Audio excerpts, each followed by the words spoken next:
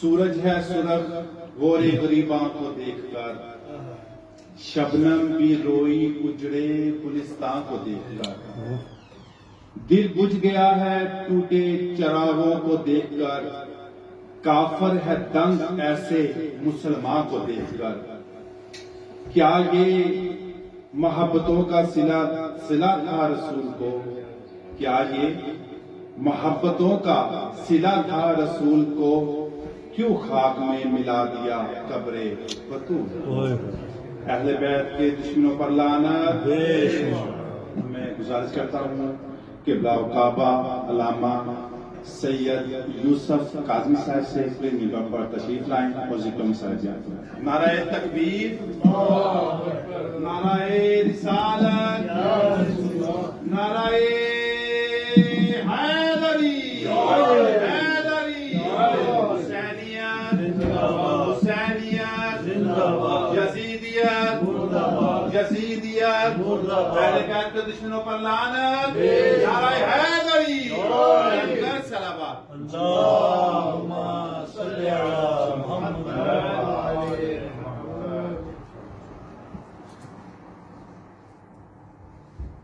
بسم اللہ الرحمن الرحیم۔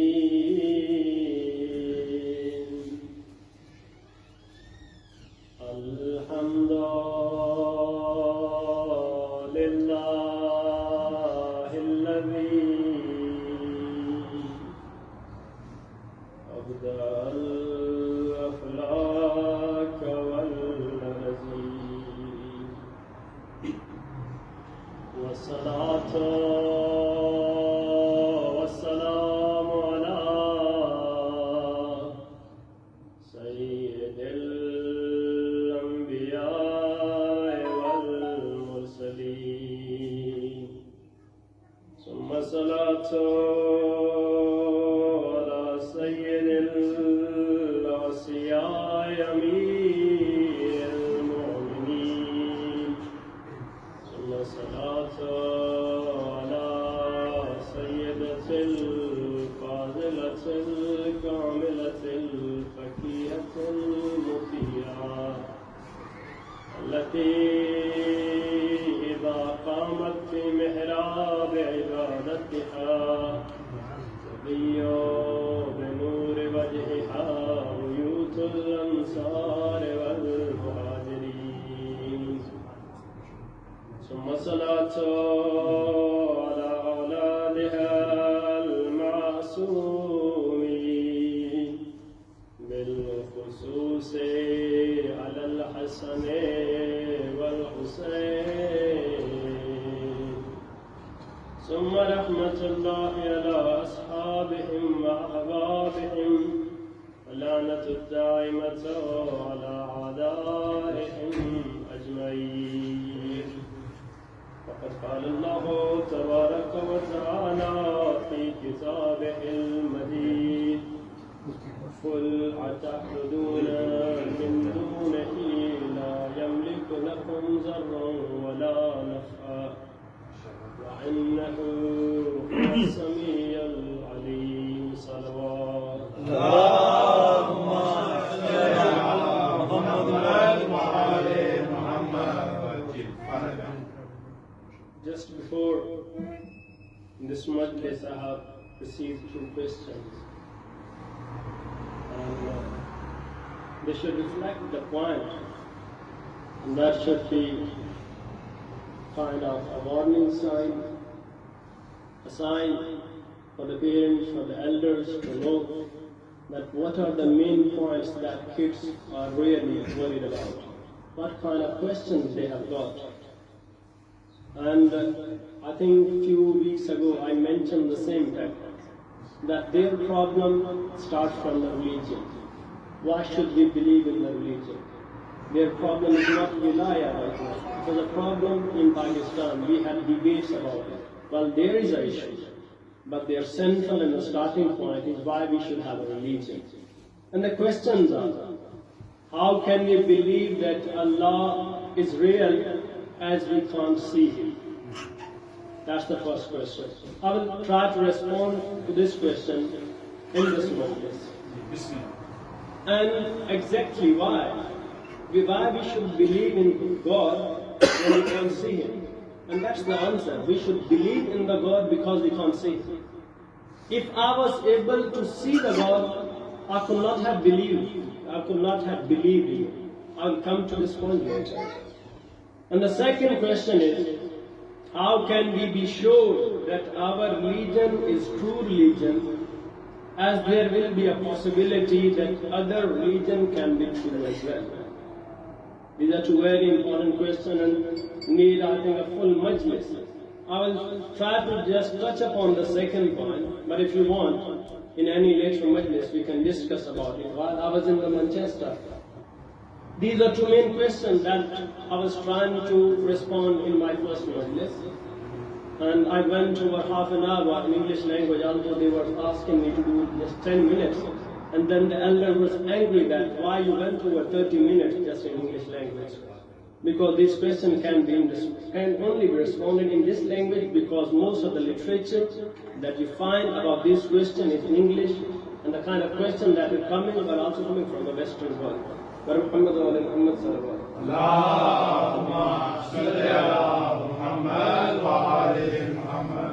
So you should focus on this question. First of all, there was always only one religion that was acceptable to God. God knows of only one religion. That is Islam. There was always one religion, there was always one pathway, there was always one constitution. Well, someone might question here, well, are you trying to say that God doesn't know that there is Christianity? Are you trying to say that God doesn't know that there is another religion called Judaism? Are you trying to say that there is another religion called Hinduism? Well, I will try to respond it by this way. That once a Christian came to the second caliph and asked, what is that one thing which God doesn't know? And the second caliph became furious, he was angry, he was outraged.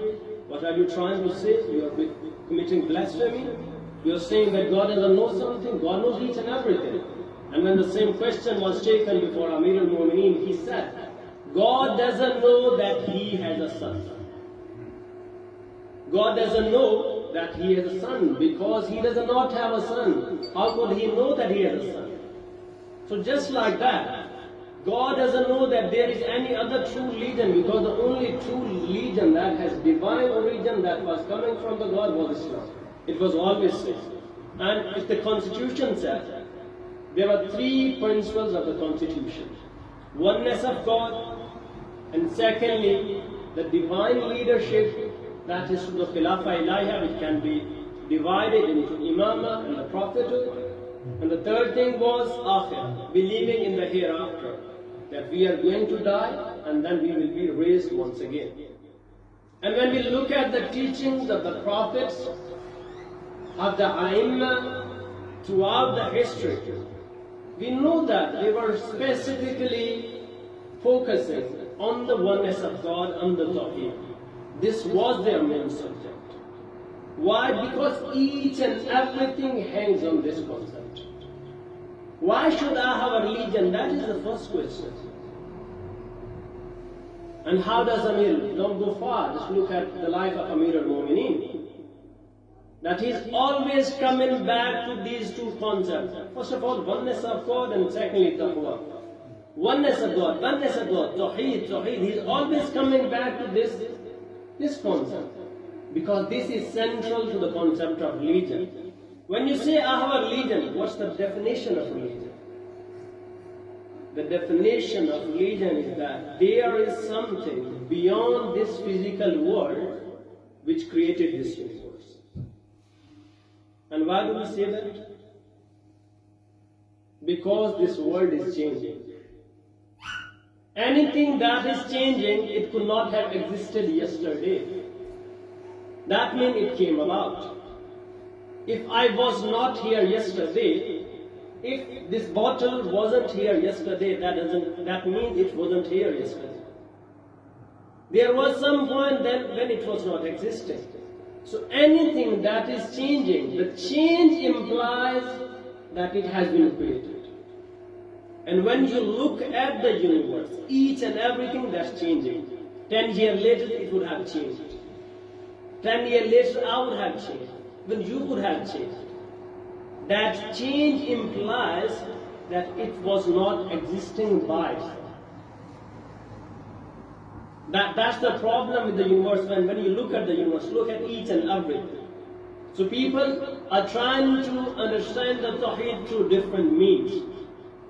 And even the Aimma explained it according to the understanding of the people. आप देखिए कि एक बद्दू अरब आता है और पूछता है मैं कैसे मालूम करूं, कुछ मुझे कैसे मालूम हो कि खुदा है, और अमीरुल मोमिनीन जवाब देते हैं अलबेरतु तदुल्लु अलल बईर, कि मेंगनियां जब देखते हो वो दलालत करती हैं कि यहाँ से जानवर गुजर के गया है। वल अस्र यदुल्लु अलल मसीह, और जब पाँव के निशानात देखते हो तो मालूम होता है कि यहाँ वो चल के गया है। और इतनी बड़ी अगर कायनात है तो इससे तुम्हें ये मालूम नहीं होता कि कोई बनाने वाला है। इतनी बड़ी कायनात जिसमें ये तब्दीली आ रही है, ये आसार बदल बदल के आ रहे हैं, अगर ये खुद बदल रही है तो मुमकिन नहीं है कि ये खुद एग्जिस्ट करती हो। So that was the first way how Aimma was trying to explain it. Whenever you see a footprint, you know that someone has passed from it. Someone was there, right? And when you look at this universe, if it's changing, then there must be someone who has changed it. There must be a changer. If the change implies that it has been created, then there must be someone, a creator. So why we can't see God? That was your question. Because to see God, you need eyes, you need light, you need reflection. If you turn off the lights, you won't be able to see it, because there won't be any reflection. Well, there was a point when there was no light at all. There was no sun, there was no moon, there were no stars, nothing. Was it possible to see God at that point? There was no light. To see, you need reflection. Another thing is, you can't see each and everything. Can you see the germs here? Can you see the pain here? Well, you can feel the voice, but you can never see it. You can never see it. So to see something, it must have a body that must reflect light. So if anything is reflecting light, it means it is made up of some particles. It means it's a composite. It's not singularity. And who is God? He is one and only. If He has particles, then He is made of something. Then He is dependent on those particles. And anything that is dependent, that can't be God. Such a thing needs creator.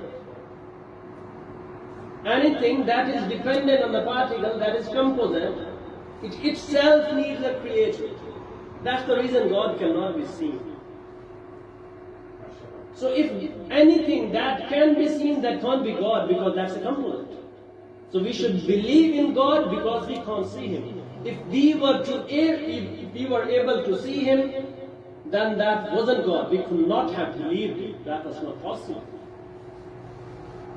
Well, can you even see your own eyes? Amir al-Mu'mineen says that He is hidden because of the extensity of closeness. When anything is very close to your eyes, you can't see it. When anything is very close, more closer than 25 millimeter, you can't see it.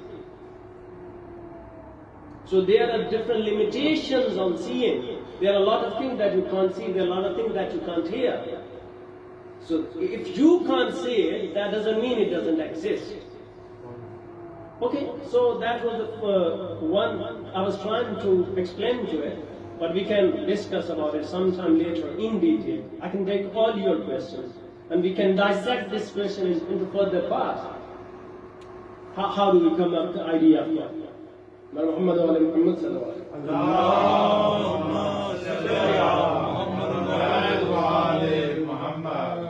So, when trying to understand the God, the second, so there came another person, he was a psychologist, and Imam asked a simple question: was there any time when you were all alone, without any means, no means of saving, but you were still hoping that someone might save you? And he said, yes. And Imam said that hope in the time when there were no means of saving, that was God. Because when you see that there are no material means, no means of saving at all, but if you're still believing, if you're still hoping that I might be saved, then there must be someone who is creating this hope, who's creating this hope in your heart, despite the fact there is nothing there which can save you. And that's something which is creating this hope, that is God. Well, he understood the psyche. Now came the philosopher. And that responds to the question, why do we need a God? Because something cannot come out of nothing.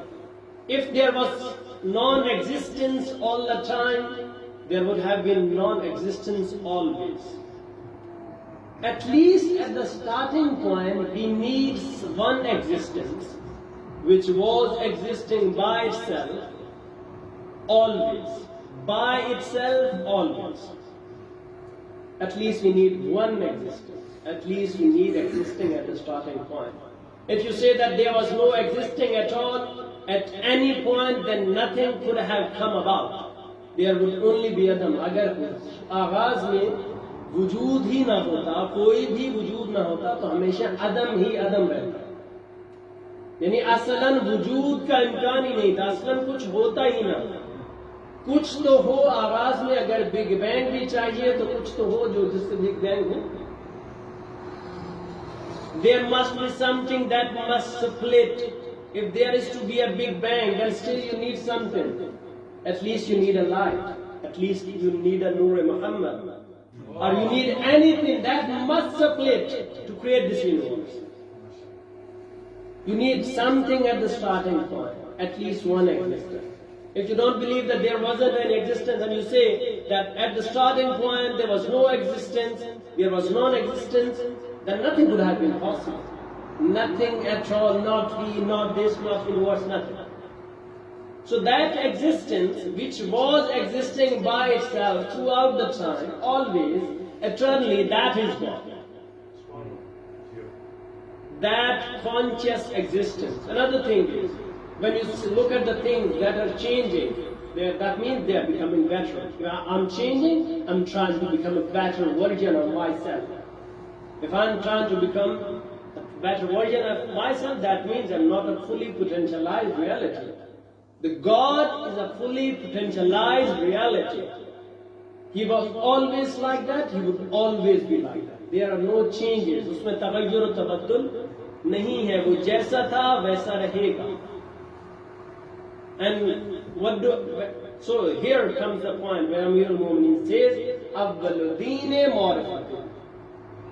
So it is becoming a bit philosophical, bit logical discussion, but the question that were asked, and I have to take to these points. So, أَوَّلُ دِينِ مَعْرِفَةٌ. Agaz deen, the starting point of the religion is recognizing that there is a God. There must be a God, there must be an existence, which is the cause of all this existence that we see around. وَكَمَالُ مَعْرِفَتِهِ التَّصْدِيقُ بِهِ. And once you know it, once you have recognized this fact that there must be an existence, a conscious existence, which is the cause of everything, then accept it. That is the perfection of recognition. وَكَمَالُ تَصْدِيقِ بِهِ التَّوْحِيدُ لَهُ. And the perfection of acceptance and submission is that, say that there is one and only God. قُلْ هُوَ اللَّهُ أَحَدٌ. That is a complete singularity. There is no duality in God. There is no duality in God. God cannot be seen because there is no duality. To see anything, you need duality. You need His existence. Look at the example of a mirage. Sometimes you are walking on the road. आप शराब देखते हैं road पे चलते हुए, आपको लगता है पानी है, but there is no water at all. Why? Because you are just seeing the picture. So everything is made of two things: picture and the existence, and the wujud.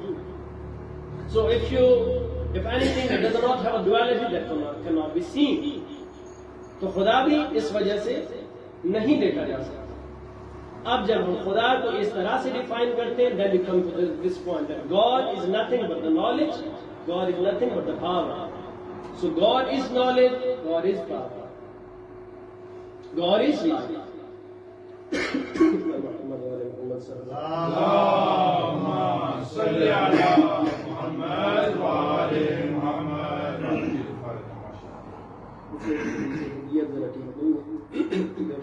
نعرہ تکبیر، اللہ اکبر، نعرہ تکبیر، اللہ اکبر، نعرہ رسالت، یا رسول اللہ، نعرہ رسالت، یا رسول اللہ، نعرہ حیدری، یا حیدری، یا حیدری، محمد والے محمد صلوات. اللہم صل علی محمد وآل محمد. So who is God? God is knowledge. Who is God? God is power. Who is God? God is life. Now when I stand up for the morning prayer and I say 2 rakah to seek the closeness of God, what does it mean? میں صبح نماز کے لیے کھڑا ہوتا ہوں اور میں کہتا ہوں کہ مجھے خدا کی قربت چاہیے. قربت کا خدا کا کیا مطلب ہے؟ خدا کسی فاصلے پہ بیٹھا ہے کہ میں چل کے جاؤں گا تو اس کے قریب ہو جاؤں گا؟ ایسا تو نہیں ہے. تو خدا کیا ہے؟ خدا علم کا نام ہے, خدا عین قدرت کا نام ہے. جب میں کہتا ہوں مجھے قربت من اللہ عمل کر رہا ہوں, یعنی مجھے اپنی نالج میں, مجھے اپنے علم میں اضافہ چاہیے.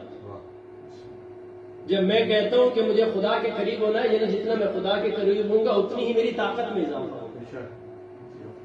اور وہ روایات میں آپ نہیں دیکھتے کہ جو شخص 40 دن تک بھی خداوند متعال کی اطاعت کرتا رہے اور گناہ نہ کرے, خدا اس کی زبان پہ علم و حکمت کے چشمے جاری کرے. کیوں؟ آپ خدا کے قریب ہو گئے. العلم نور یقذف اللہ فی قلب من یشاء, کہ علم تو ایک نور ہے, پڑھنے پڑھانے سے نہیں آتا. امام صادق علیہ السلام کی حدیث ہے,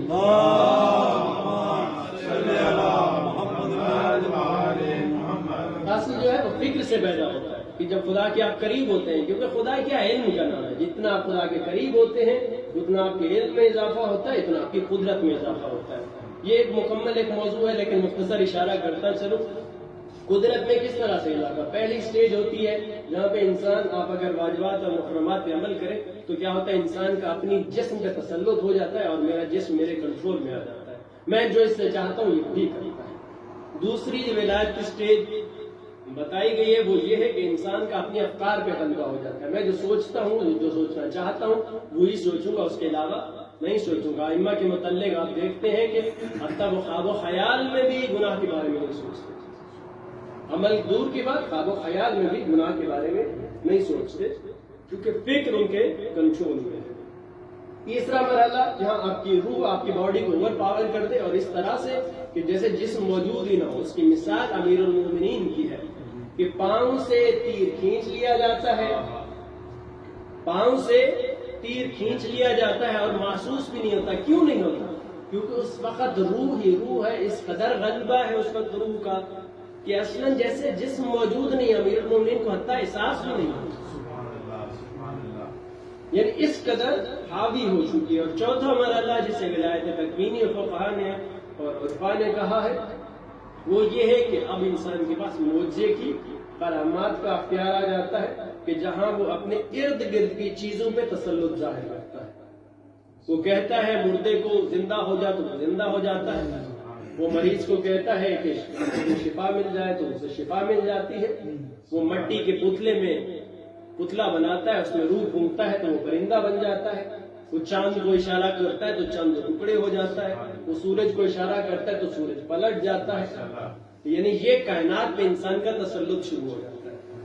اب خدا کی یعنی وہ تعریف ذہن میں رہے کہ خدا ایسے وجود کا نام ہے جو فلی پوٹینشلائز ریالٹی ہے، اس میں تغیر و تبدل نہیں، اس میں فرق نہیں پڑتا، وہ جیسا ہے ویسا رہے گا، ہمیشہ سے اسی طرح تھا، اس میں ڈویلٹی ہے نہیں، اور وہ نہ کم ہو سکتا ہے، نہ زیادہ ہو سکتا ہے، نہ قریب ہو سکتا ہے، نہ دور ہو سکتا ہے، وہ جیسا ہے ہمیشہ سے ویسا رہے گا۔ اس کے علاوہ جو بھی وجود ہوگا، اس کے پاس جو بھی طاقت آ جائے، کسی کے پاس جو بھی پاور آ جائے، کچھ بھی آ جائے، وہ خدا نہیں بن سکتا۔ From this point, we know, once we know the definition of God, we know that anyone who is saying that there is a Son of God, that cannot be a true religion. Anyone who is saying that there is a duality in God, there are two gods, that cannot be a true religion. So ultimately we come to the one point that there must be one God.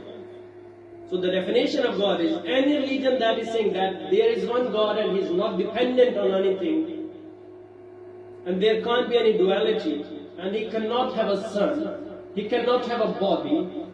When you have this definition of the God in your mind, you will come to the true religion. آپ Christianity کو بھی چھوڑ دو گے، آپ یہودیت کو بھی چھوڑ دو گے، بہت سے مذاہب ہیں جو فقط تشریح اور تفہیم توحید کی وجہ سے کینسل آؤٹ ہو گئے۔ اور دوسرا مرحلہ وہ ہے جو عدل کی ڈیفینیشن کے بعد انسان صحیح دین تک پہنچتا ہے، وہ خیر اس کے لیے ایک الگ مجلس چاہیے۔ تو جب خدا کی یہ تعریف اب ذہن میں، اب انسان خدا کے علاوہ کسی چیز سے بھی دو مراحل ہے۔ میں کسی چیز کو قرار دیتا ہوں کہ یہ خدا کے برابر ہے، یہ شرک ہے۔ میں کہتا ہوں یہ خدا کے علاوہ خود اختیار رکھتی ہے، یہ بھی شرک ہے۔ ابھی میں کہتا ہوں یہ جو بوتل ہے یہ خدا نہیں ہے، یہ خدا کے علاوہ اتھارٹی بھی نہیں ہے، اور اس سے میں مانگنا شروع کر دوں۔ ایسے شخص کو کہیں گے، کم عقل کہیں گے، اس کو مشرک نہیں ہے۔ اور قرآن یہ بڑی ڈیفینیشن کرتا ہے، جیسے امام خمینی نے اس چیز کو بھی بات کی ہے کہ اگر آپ ایک لکڑی اور ایک کرسی اپنے سامنے رکھ لیتے ہیں، میں آ رہا ہوں اس بات پہ کہ قبول کے حوالے سے اور انہدام جنت البقی کے حوالے سے، کہ اگر ایک لکڑی اپنے سامنے رکھ دیتے ہیں اور اس سے مانگنا شروع کر دیتے ہیں جانتے ہوئے کہ یہ خدا نہیں ہے، اور یہ بھی عقیدہ نہیں رکھتے یہ خدا نہیں ہے، یہ بھی عقیدہ نہیں رکھتے کہ خدا کے علاوہ اس کے پاس اختیار ہے، تو یہ کم عقلی ہے، یہ شرک نہیں ہے۔ قرآن کئی مقامات میں کہتا ہے کہ کیا تم کم عقل ہو، کیا تم فکر نہیں کرتے؟ افلا تعقلون۔ بہت سے ایسے لوگ ہیں جو لکڑیوں سے، اور بعض اوقات وہ افراد جو کہا کرتے تھے ہم ویسے ہی ان سے مانگتے ہیں، ہم خدا کو نہ مانتے ہیں، تو خدا کہتا ہے کہ کیا لکڑیوں سے مانگتے، میں مردہ چیزوں سے مانگتا ہوں جو سن نہیں سکتی، ان سے مانگتے ہو؟ تو یہ کیا ہے؟ یہ کم عقلی ہے، تو میں نہیں کہتے ہیں، اس کو آپ مشرک نہیں کہیں گے۔ اب انسان یہ تعریف آگے لے کے چلی، اسی چیز کو جو معیار بنایا گیا اور جس بنیاد پہ پہلی چیز جو فتویٰ جاری کیا گیا کہ قبور کی زیارت جائز نہیں ہے کیونکہ انسان وہاں ان کو وسیلہ کرتا ہے،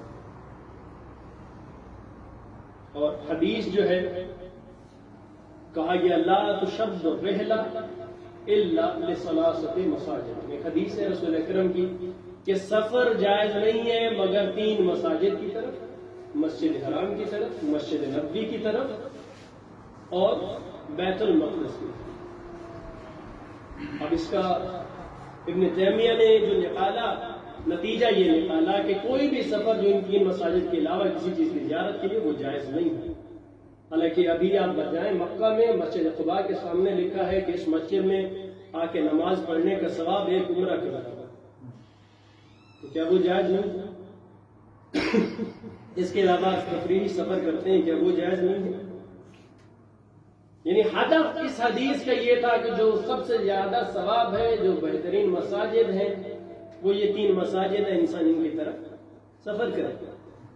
اور دوسری بات جو قرآنی آیت انہوں نے نکالی کہ قرآن کریم کہتا ہے وَلَا تُصَلِّ عَلَىٰ أَحَدٍ مِّنْهُمْ مَاتَ أَبَدًا، اب یہ بڑی واضح ہے کہ جو بھی مر جائے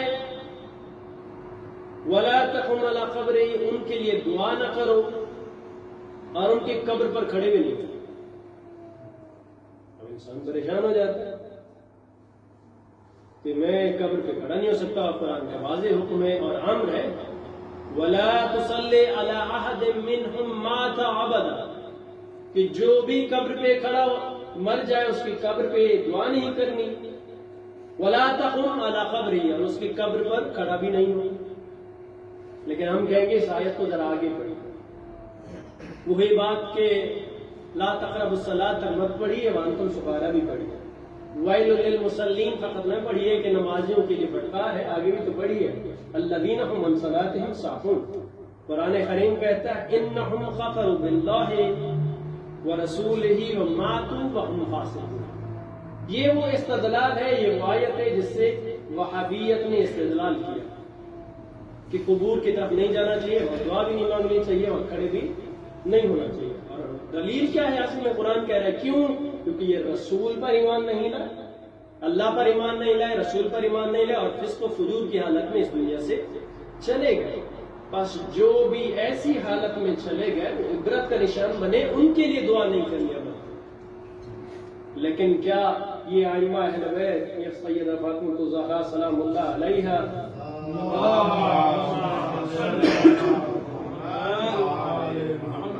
کیا یہ وہ ہستیاں تھیں کہ جو اللہ پہ ایمان نہیں رکھا، رسول پہ ایمان نہیں رکھا؟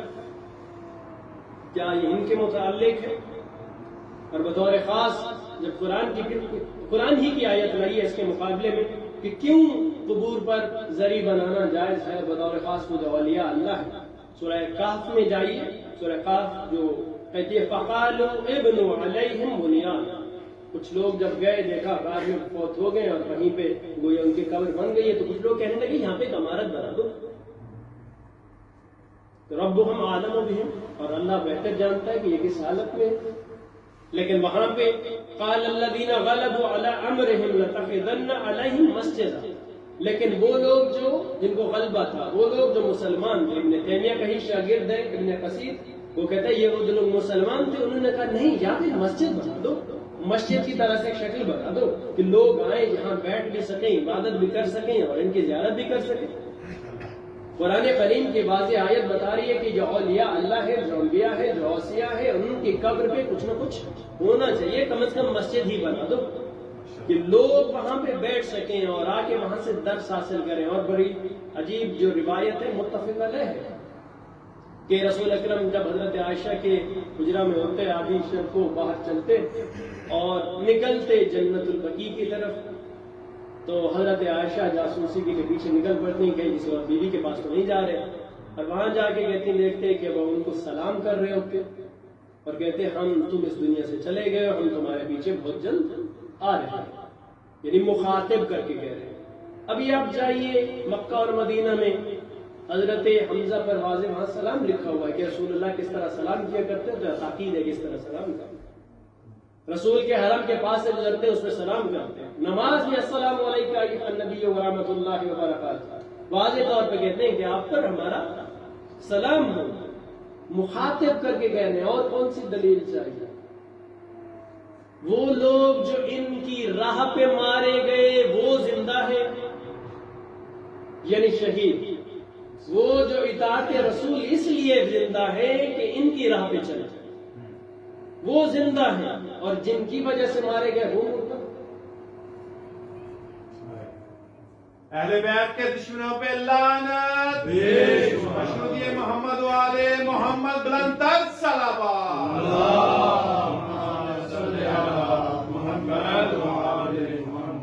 مجھے زندگی مل رہی ہے رسول کی وجہ سے، میری حیات کی وجہ رسول ہے، شہید کی حیات کی وجہ خود رسول ہے، تو خود رسول زندہ نہیں ہے، خود وہ اہل بیت زندہ نہیں ہے، خود حسن ابن علی زندہ نہیں ہے، جوانان جنت کے سردار زندہ نہیں ہے، یا ان تک آواز نہیں پہنچتی، یا خدا ان تک آواز نہیں پہنچا سکتا۔ کعبہ میں ایسا ہو گیا، کسی سے بات ہو گئی، انہوں نے کہا کہ اس طرف آپ نے مدد نہیں کرنی اور اس طرف جو ہے اپنے مقام ابراہیم سے کے پاس کھڑے نہیں ہونا، تو کیا جواب ہونا چاہیے؟ یہی کہ البرکت والموت والحیات کل من اللہ تعالی، برکت و حیات و ہر چیز خدا بند متعال کی طرف سے ہے، لیکن ہے یہی ہے۔ مکہ میں جائیے، مکہ پر ہے انبیاء کی قبور سے، 70 انبیاء کی کہا جاتا ہے قبور ہے۔ حضرت اسماعیل کی جہاں قبر ہے اس کو مقام عظیم کہتے ہیں، اس مقام پر عبادت کا ثواب سب سے زیادہ ہے. جس مقام پہ حضرت ابراہیم کھڑے ہو گئے، مقام ابراہیم، اس کو خدا نے مصلی قرار دیا. جہاں پہ حضرت مروہ، حضرت حاجرہ دوڑ پڑی، اس کو شاعر اللہ میں سے قرار دے دیا. یعنی مکہ تو آثار انبیاء کا نام ہے، کعبہ تو آثار انبیاء کا نام ہے، حج و عمرہ تو اس چیز کا نام ہے کہ آپ جا کے آثار انبیاء کو مشاہدہ کریں. یہ تمام کی تمام چیزیں اگر وہاں پہ عبادت جائز نہ ہو، اور خدا نے کہا مصلی قرار دو، یا مقام ابراہیم کو اپنے آگے رکھو، پھر کعبہ کو رکھو، اس مقام ابراہیم کی طرف رخ کرو. یعنی جو چیز بھی نسبت پیدا کی ان اولیاء اللہ سے وہ متبرک ہوگی. ہر اس چیز سے تبرک کرنا جو ان سے نسبت پیدا کر لے. اور اس کی ایک مثال، اور اسی کے ساتھ میں تمام کرتا ہوں کہ حضرت یوسف علیہ السلام نے اپنا جو کرتا دیا، یہ نہیں کہا کہ میں اللہ سے دعا کروں کہ میرے بابا کی آنکھیں ٹھیک ہو جائے. کہا میرا کرتا لے جائیے، ان کی آنکھوں پہ لگائیے اور وہ شفا یاب ہو جائے. اور حضرت یعقوب نے بھی نہیں پوچھا کہ کرتا کیوں بھیجا، دعا کر دیتے. نہیں، یہ کرتا کیونکہ مس ہوا ہے جس میں حضرت یوسف سے، اس لیے اب اس میں صلاحیت ہے کہ شفا دے سکتے. ماشاءاللہ. نعرہ تکبیر، اللہ اکبر، نعرہ رسالت، نعرہ حیدری، سلامات. 1300 سال تک یہی سلسلہ رہا.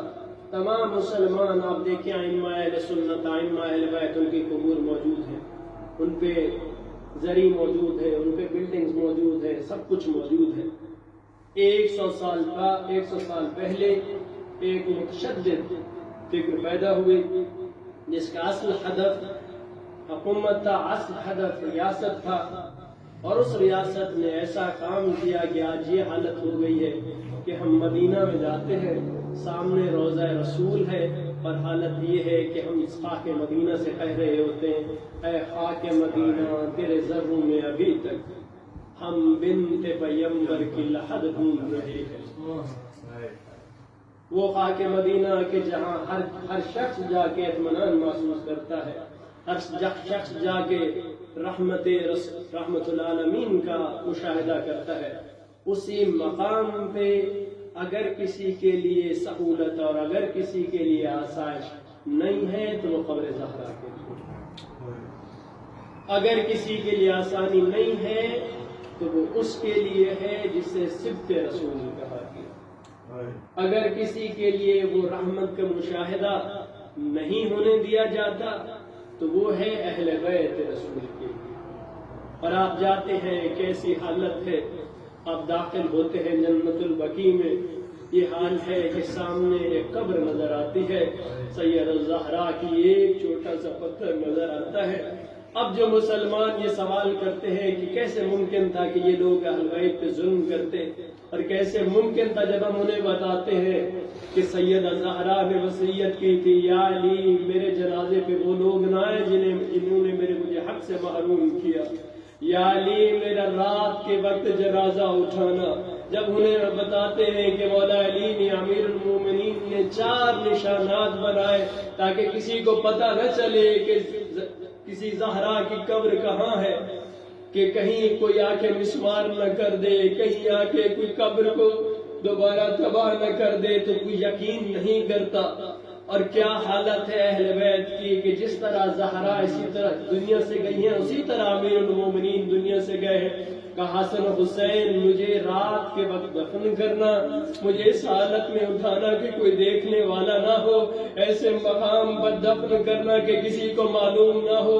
مجھے معلوم نہیں ہے یہ امت میری قبر کے ساتھ کیا کرے گی، مجھے معلوم نہیں ہے کہ یہ میرے مرنے کے بعد یہ امت بھی میرا احترام کرے گی یا نہیں. امت مسلمہ کا خلیفہ، ابن عم رسول، امیر المومنین، باب علم کی یہ حالت ہے کہ کہا جا رہا ہے میری قبر چھپا کے رکھنا. آج ہمارے والدین کی، ہمارے بڑوں کی قبریں محفوظ ہیں، نہیں محفوظ تو قبریں علی و بطول کی. آپ داخل ہوتے ہیں جنت البقی میں، بائیں طرف دیکھتے ہیں کہ ام البنین کی قبر ہے. وہ ام البنین کہ جس کے پاس جب ایک شخص آیا اور کہا کہ عباس مارے گئے، تیرے چاروں بیٹے اس دنیا سے چلے گئے، کہنے لگی اگر مجھے زمین و آسمان دے دی جائے، مجھے 70 عباس بھی مل جاتے، تب بھی ایک حسین کے لیے میں 70 عباس قربان کر دیتی، تب بھی میں سید الشہداء کے لیے سارے کے سارے عباس قربان کر دیتی۔ آگے چلیے، کس کی قبر ہے؟ قبر ہے حسن ابن علی کی، میرا وہ مولا جس کے جگر کے ٹکڑے نکل کے باہر آ رہے ہیں۔ حسین کھڑے ہیں اور کوشش کرتے ہیں کہ جگر کے ٹکڑوں کو چھپانے کی کوشش کرے ہیں۔ ادھر سے حسن کہتے ہیں حسین ابھی میرے جگر کے ٹکڑوں کو چھپانے کی کوشش کر رہے ہو، کیا یہی کوشش شام میں بھی کر سکتے ہو کہ اپنے سر کو زینب کبریٰ سے چھپا لے؟ جب ایک ظالم چھڑی اٹھا کر تمہارے دادو کی توہین کر رہا ہوگا۔ آگے چلیے تو کس کی قبر ہے؟ زین العابدین کی، زین العابدین جس نے 40 سال حسین شہید کربلا کا غم منایا۔ پانی آتا ہے، پانی دیکھتے ہیں، آنسو بہنا شروع ہو جاتے ہیں، اتنے آنسو کہ پانی مذاق ہو جاتا ہے، پانی بہا دیا جاتا ہے۔ کوئی کہتا ہے کہ بارش ہو رہی ہے، کہا نہیں، یہ وہ پانی ہے جو زین العابدین کے آنسو سے مذاق ہو چکا ہے۔ اب یہ پانی جہاں جائے گا وہاں باندھ کا زاداری سید الشہداء۔ میرا وہ مولا جب بازار سے گزرتا کسائی کو دیکھتا تو پوچھتا، اے کسائی کیا تو نے جانور کو پانی پلایا؟